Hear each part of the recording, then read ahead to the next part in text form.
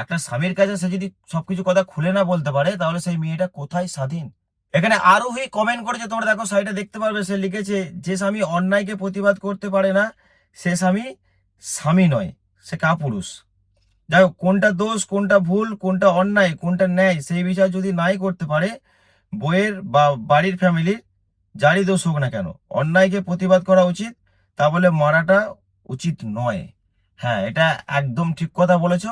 কারণ অনেক পুরুষ মানুষ আছে যে নিজের বউয়ের কথা শুনতেই চায় না, তার বউ কি বলতে চাইছে যে একবার শুনি, যে দোষটা সত্যি বউটার না পরিবারের, সেটা জানার চেষ্টা করে না।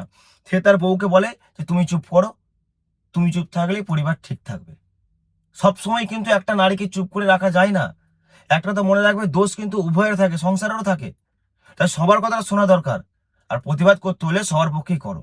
কারণ শুধুমাত্র তুমি তোমার মা বাবার জন্য প্রতিবাদ করবে, তোমার বউটার প্রতিবাদ করবে না, তাহলে সেই বউটা কার জন্য তোমার বাড়িতে পড়ে আছে?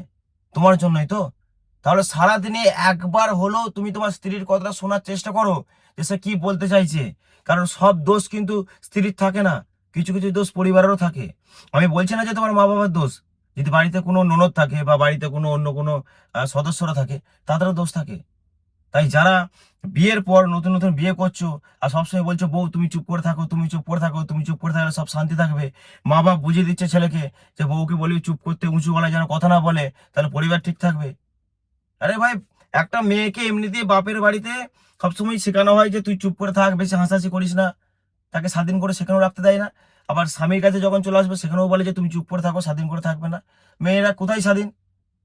একটা স্বামীর কাছে সে যদি সবকিছু কথা খুলে না বলতে পারে, তাহলে সেই মেয়েটা কোথায় স্বাধীন? স্বাধীন কোথাও নয়।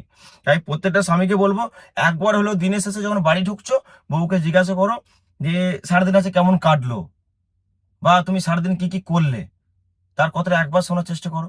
তারপর পরিবারের কথাটা শোনার চেষ্টা করো। যখন যার দোষ থাকবে তুমি তাকে উপযুক্ত কথা বলবে 100 বার। আর কারোর গায়ে হাত তোলা তো উচিতই নয়।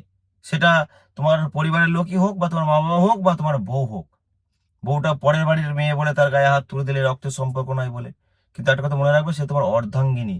সারা জীবনের জন্য সে তোমার কাছেই এসছে, তোমার সেবা করার জন্য এসছে। ওই পরিবারের লোক তোমার কিছু হলে সেবা করবে না, তারা সাময়িক কিছুক্ষণের জন্য আফসোস করবে।